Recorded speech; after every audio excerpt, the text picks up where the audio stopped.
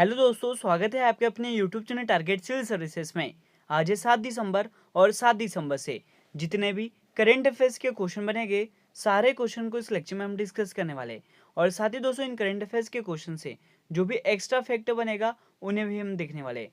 सबसे पहले हम बात करते हैं, जो लास्ट क्लास में आपसे क्वेश्चन पूछा गया था कि हाल ही में किसे यूनेस्को गुडविल एम्बेसडर के रूप में नियुक्त किया गया है। तो यह दोस्तों मतलब ये जो यूनेस्को गुडविल एम्बेसडर है, यह बनाया गया है नाओमी कावासे को। यहाँ पे करेक्ट आंसर हो जाएगा ऑप्शन 2। और आप देख सकते हैं दोस्तों, ये है नाओमी कावासे, जिन्हें यूनेस्को गुडविल एम्बेसडर के रूप में चुना गया है। और यहाँ पे हम दोस्तों बात करते हैं यूनेस्को की। तो यूनेस्को का जो फुल फॉर्म है वो क्या है दोस्तों? तो united nations educational scientific and cultural organization. तो मैं आपको बता दूं कि ये जो संयुक्त राष्ट्र शैक्षणिक वैज्ञानिक सांस्कृतिक संगठन है, इसकी स्थापना 16 नवंबर 1945 को की गई थी। और इसका मुख्यालय पेरिस फ्रांस में स्थित है। और इसके वर्तमान में अध्यक्ष कौन है दोस्तों? तो यह आंद्रे अजूले है। तो ये सभी इंपॉर्टेंट पॉइंट है दोस्तों यूनेस्को से, जो आपको याद रखना है। तो याद रखना है आपको कि यूनेस्को गुडविल एम्बेसडर किसे बनाया गया है? तो नाओमी कावासे को। यहाँ पे करेक्ट आंसर हो गया ऑप्शन 2। और अब दोस्तों स्टार्ट करते हैं, जो लास्ट क्लास में हमने क्वेश्चन किए थे उनका रिवीजन। फर्स्ट क्वेश्चन है, स्पेस एक्स ने हाल ही में कितने उपग्रह लॉन्च किए हैं जिन्हें स्टारलिंक मेगा तारामंडल में शामिल किया जाएगा? तो दोस्तों स्पेस एक्स ने 50 उपग्रहों को लॉन्च किया है। यहाँ पे करेक्ट आंसर हो जाएगा ऑप्शन 2। अगला क्वेश्चन था कि एशिया यूथ पैरालंपिक 2021 में कशिश लाकड़ा ने क्लब थ्रो में कौन सा पदक जीता है? तो यह पदक जीता दोस्तों स्वर्ण। यहाँ पे करेक्ट आंसर हो जाएगा ऑप्शन 1। अगला क्वेश्चन है कि किस महिला फुटबॉल खिलाड़ी ने बैलन डी और खिताब 2021 से जीता है? तो यह जीता दोस्तों एलेक्सिया पुटेलस ने। यहाँ पे करेक्ट आंसर हो जाएगा ऑप्शन 2। नेक्स्ट क्वेश्चन है कि किसे असम राज्य का सर्वोच्च नागरिक राज्य पुरस्कार असम वायु पुरस्कार से सम्मानित किया गया है? तो यह सम्मानित किया दोस्तों रतन टाटा को। यहाँ पे करेक्ट आंसर हो जाएगा ऑप्शन 4। अगला क्वेश्चन दोस्तों कि विश्व मृदा दिवस 2021 कब मनाया गया है? तो यह मनाया गया है 5 दिसंबर को। यहाँ पे करेक्ट आंसर हो जाएगा ऑप्शन 2। नेक्स्ट क्वेश्चन था कि हाल ही में लोक लेखा समिति ने अपने 100 वर्ष पूरे किए हैं। वर्तमान में दोस्तों लोक लेखा समिति में कितने सदस्य है? तो सदस्य की जो संख्या है दोस्तों वो 22 है। यहाँ पे करेक्ट आंसर हो जाएगा ऑप्शन 3। नेक्स्ट क्वेश्चन था कि इंद्रप्रस्थ गैस लिमिटेड के नए निदेशक कौन बने हैं? यह बन गए दोस्तों पवन कुमार। यहाँ पे राइट आंसर है ऑप्शन 2। अगला क्वेश्चन था कि भारत का पहला पुनर्वीकरण पीवीसी प्लास्टिक से बना क्रेडिट कार्ड किस बैंक ने लॉन्च किया है? तो यह लॉन्च किया दोस्तों एचएसबीसी बैंक ने। यहाँ पे राइट आंसर है ऑप्शन 3। और रिवीजन का दोस्तों लास्ट क्वेश्चन है कि बीडब्ल्यूएफ पुरुष प्लेयर ऑफ द ईयर कौन बने हैं? तो यह बन गए दोस्तों विक्टर एक्सेलसन। यहाँ पे करेक्ट आंसर हो जाएगा ऑप्शन 3। और अब दोस्तों स्टार्ट करते हैं आज के करेंट अफेयर्स। और अभी तक आपने हमारे लेक्चर को लाइक नहीं किया है तो लाइक जरूर कर दे, शेयर भी कर दे। अगर आप इस चैनल पर नए हो दोस्तों तो इसे सब्सक्राइब भी जरूर करें। और आज का फर्स्ट क्वेश्चन दोस्तों आपके लिए कि हाल ही में प्रोजेक्ट रीहब को किसने लॉन्च किया है? तो इसे लॉन्च किया दोस्तों असम राज्य की सरकार ने। तो दोस्तों आपको याद रखना है कि ये जो प्रोजेक्ट रीहब है, यहाँ पे रीहब का जो फुल फॉर्म है वो क्या है? तो reducing elephant human attacks using बीज, ये इसका फुल फॉर्म है। तो इस प्रोजेक्ट को लॉन्च किया दोस्तों असम राज्य ने। यहाँ पे दोस्तों मैं आपको बता दूं कि ये जो प्रोजेक्ट रीहब है, यह मधुमक्खी बाड़ बनाता है। और इन बाड़ों में मधुमक्खियां मानव बस्तियों में हाथी के हमलों को विफल करती है और वे हाथियों को बिना नुकसान पहुंचाए रोकती है।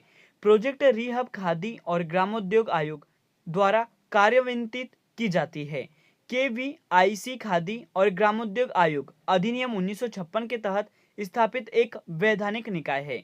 और दोस्तों मैं आपको बता दूं कि ये जो केवीआईसी का मुख्य कार्य ग्रामीण क्षेत्रों में ग्रामोद्योगों के विकास के लिए कार्यक्रम की योजना बनाना और बढ़ावा देना और साथ ही व्यवस्था करना और कार्यान्वित करना इसका मुख्य उद्देश्य है। तो यहाँ पे करेक्ट आंसर क्या हो गया? ऑप्शन 3। और अब चलते हैं अगले क्वेश्चन की ओर। और आपके लिए अगला क्वेश्चन दोस्तों कि महापरिनिर्वाण दिवस निम्न में से किस दिन मनाया जाता है? तो यह मनाया जाता है दोस्तों प्रतिवर्ष 6 दिसंबर को। यहाँ पे करेक्ट आंसर हो जाएगा ऑप्शन 4। तो दोस्तों मैं आपको बता दूं महापरिनिर्वाण दिवस है, यह दोस्तों भीमराव अंबेडकर जी की याद में मनाया जाता है। तो पूरे भारत में 6 दिसंबर को हर साल डॉक्टर बाबा साहेब अंबेडकर की पुण्यतिथि के दिन महापरिनिर्वाण दिवस के रूप में मनाया जाता है। मैं आपको बता दूं दोस्तों कि बाबा साहेब अम्बेडकर का जो निधन है वो 6 दिसंबर 1956 को उनके दिल्ली स्थित आवास पर हुआ था। और इस दिन दोस्तों हर साल लाखों लोग मुंबई में भीमराव अंबेडकर की समाधि पर आते हैं। और इसे दोस्तों मतलब ये जो भीमराव अंबेडकर जी है, इसकी समाधि को जो नाम दिया है वो कौन सा है, तो ये चैतन्य भूमि है। ये आपको याद रखना है। डॉक्टर भीमराव अंबेडकर ने वर्षों तक बौद्ध धर्म का अध्ययन किया था और उसके बाद ही दोस्तों 14 अक्टूबर 1956 को उन्होंने बौद्ध धर्म में अपनाया था। तो आपको याद रखना है दोस्तों कि महापरिनिर्वाण दिवस निम्न में से किस दिन मनाया जाता है, तो 6 दिसंबर को मनाया जाता है। और अब चलते हैं अगले क्वेश्चन की ओर। और आपके लिए अगला क्वेश्चन दोस्तों कि हाल ही में किन दो देशों के बीच एक्वेरियन अभ्यास आयोजित किया गया है। तो दोस्तों मैं आपको बता दूं कि ये जो एक्वेरियन अभ्यास है यह भारत और मालदीव के बीच आयोजित किया जाता है। यहाँ पे करेक्ट आंसर हो जाएगा ऑप्शन 2। तो यह एक संयुक्त सैन्य अभ्यास है। और मैं आपको बता दूं दोस्तों कि ये जो एक्वेरियन है इसका अर्थ दिवेही भाषा में मित्र होता है। यह अभ्यास 2008 से भारत और मालदीव के बीच आयोजित किया जा रहा है। 2019 में दोस्तों बात करें तो यह अभ्यास पुणे महाराष्ट्र में आयोजित किया था।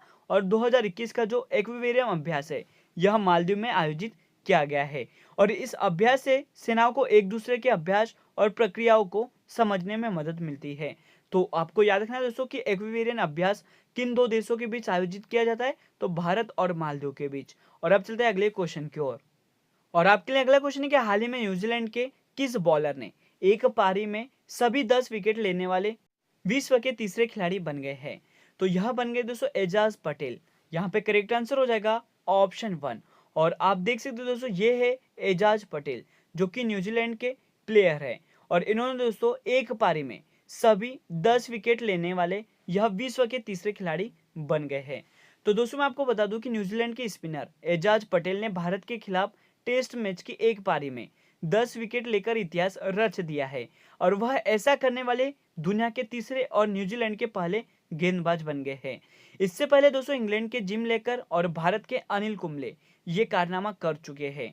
और मैं आपको बता दूं कि ये जो जिम लेकर है इन्होंने दोस्तों ऑस्ट्रेलिया के खिलाफ मैनचेस्टर में 26 जुलाई 1956 को 53 रन देकर 10 विकेट झटके थे।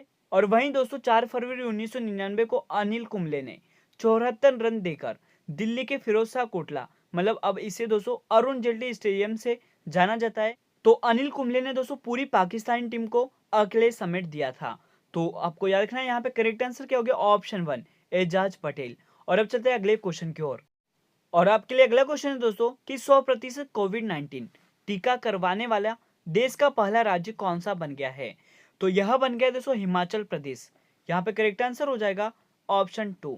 तो हिमाचल प्रदेश के मुख्यमंत्री जयराम ठाकुर ने दोस्तों यह घोषणा की है कि हिमाचल प्रदेश राज्य की कुल 100% आबादी मतलब यहाँ पे दोस्तों हम बात कर रहे हैं 18 वर्ष से ऊपर के लोगों का टीकाकरण करवा लिया है। राज्य ने सभी योग्य लोगों को दोस्तों कोरोना वैक्सीन की दोनों खुराक दे दी है। हिमाचल प्रदेश यह उपलब्धि हासिल करने वाला देश का पहला राज्य बन गया है। तो यहाँ पे करेक्ट आंसर हो गया दोस्तों ऑप्शन 2। यहाँ पे हम दोस्तों बात करें हिमाचल प्रदेश की जिसकी राजधानी है शिमला। और वर्तमान में यहाँ के जो मुख्यमंत्री है उनका नाम है दोस्तों जयराम ठाकुर। और आपके लिए अगला क्वेश्चन है दोस्तों कि हाल ही में किस देश ने जूनियर हॉकी विश्व कप 2021 जीत लिया है। तो यह जीता दोस्तों अर्जेंटीना ने। यहाँ पे करेक्ट आंसर हो जाएगा ऑप्शन 4। तो अर्जेंटीना ने हाल ही में दोस्तों जूनियर हॉकी विश्व कप 2021 का खिताब जीत लिया है। अर्जेंटीना ने भुवनेश्वर के कलिंगा स्टेडियम में खेले गए फाइनल में जर्मनी को दोस्तों 4-2 से हराकर यह खिताब हासिल किया है। और मैं आपको बता दूं दोस्तों कि ये जो अर्जेंटीना है यह इसका दूसरा विश्व कप का खिताब है।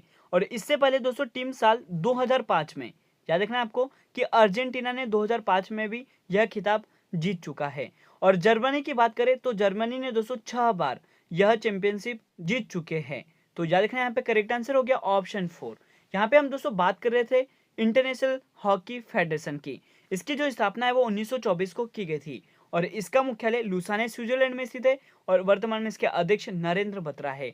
और आप देख सकते हो दोस्तों ये है नरेंद्र बत्रा जो कि इंटरनेशनल हॉकी फेडरेशन के वर्तमान में अध्यक्ष है। और अब चलते हैं अगले क्वेश्चन की ओर।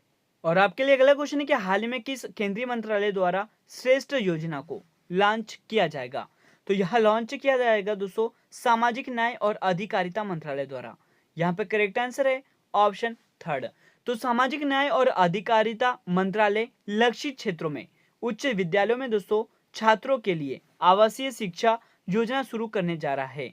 और यह योजना दोस्तों आवासीय सुविधा वाले प्रतिष्ठित निजी स्कूलों में मेधावी अनुसूचित जाति के छात्र को गुणवत्तापूर्ण आवासीय शिक्षा प्रदान करके अनुसूचित जाति के छात्र के सामाजिक आर्थिक उत्थान और समग्र विकास पर ध्यान केंद्रित करेगी। तो आपको याद रखना है यहाँ पे कि सामाजिक न्याय और अधिकारिता मंत्रालय द्वारा श्रेष्ठ योजना को लॉन्च किया गया है। यहाँ पे करेक्ट आंसर हो गया दोस्तों ऑप्शन थर्ड। और अब चलते हैं अगले क्वेश्चन की ओर। और आपके लिए अगला क्वेश्चन दोस्तों कि रिजर्व बैंक ऑफ इंडिया की रिपोर्ट के अनुसार देश का सबसे बड़ा मैन्युफैक्चरिंग हब कौन सा राज्य बना है? तो यह बन गया दोस्तों गुजरात राज्य। यहाँ पे करेक्ट आंसर हो जाएगा ऑप्शन थर्ड।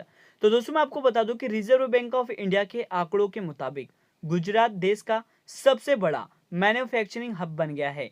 और दोस्तों गुजरात ने किसको पछाड़ दिया है? तो महाराष्ट्र राज्य को पछाड़ दिया है। यहाँ पे याद रखना है आपको कि आंकड़ों के मुताबिक गुजरात का जो ग्रोस वैल्यू एडिशन मतलब जीवीए वित्त वर्ष 2012 से 2020 तक सालाना आधार पर 15.9% बढ़कर 5.11 लाख करोड़ रुपए हो गया है। और इसी अवधि में दोस्तों महाराष्ट्र का जो ग्रोस वैल्यू एडिशन है यह 7.5% से बढ़कर 4.34 लाख करोड़ रुपए था, जो कि गुजरात का आधा है। तो यहाँ पे करेक्ट आंसर क्या हो गया? Option third Gujarat. यहाँ पे हम दोस्तों बात करते हैं गुजरात राज्य की, जिसकी राजधानी है गांधीनगर। और गुजरात के जो मुख्यमंत्री है उनका नाम है भूपेंद्र पटेल। और गुजरात के जो गवर्नर हैं उनका नाम है दोस्तों आचार्य देवव्रत। बात करें यहाँ के मुख्य न्यायाधीश की तो यह अरविंद कुमार है। तो ये सभी इंपोर्टेंट पॉइंट है गुजरात से जो आपको याद रखने हैं। और साथ ही दोस्तों यहाँ पे हम बात कर लेते हैं रिजर्व बैंक ऑफ इंडिया की। तो भारत में जितने भी बैंक है उन्हें रेगुलेट कौन करता है? तो आरबीआई रेगुलेट करता है। रिजर्व बैंक ऑफ इंडिया की जो स्थापना है वो 1 अप्रैल 1935 को की गई थी। और इसका मुख्यालय मुंबई महाराष्ट्र में स्थित है। और वर्तमान में इसके गवर्नर कौन है? तो यह शक्तिकांत दास है। और वर्तमान में दोस्तों आरबीआई के 4 डिप्टी गवर्नर है। उनका नाम है महेश कुमार जैन, माइकल पात्रा, एम राजेश्वर राव और टी रविशंकर है। तो याद रखना ये सभी इंपोर्टेंट पॉइंट है आरबीआई से। और अब दोस्तों बात करते हैं आज के लास्ट क्वेश्चन की। क्वेश्चन है कि हाल ही में आयोजित डेविस कप का जो खिताब है वो किसने जीता है? तो यह जीत लिया दोस्तों रूस ने। यहाँ पे करेक्ट आंसर हो जाएगा ऑप्शन थर्ड। तो डेविस कप 2021 रूसी टेनिस महासंघ ने जीता है। डेविस कप का जो फाइनल है दोस्तों यह रूस के डेनियल मेदवेदेव और आंद्रे रूबलेव के बीच खेला गया था। और इसमें विजेता कौन रहे? तो डेनियल मेदवेदेव विजेता रहे हैं, जो कि रूसी टेनिस महासंघ के खिलाड़ी है। दोस्तों मैं आपको बता दूं कि ये जो डेविस कप है यह टेनिस का विश्व कप भी इसे कहा जाता है। और यह पुरुष टेनिस में एक अंतरराष्ट्रीय टीम इवेंट है। डेविस कप का जो आयोजन है वो अंतरराष्ट्रीय टेनिस महासंघ द्वारा किया जाता है। मैं आपको यहाँ पे बता दूं कि ये जो अंतरराष्ट्रीय टेनिस महासंघ है इसके वर्तमान में जो प्रेसिडेंट है वो है दोस्तों डेविड हेजरेटी।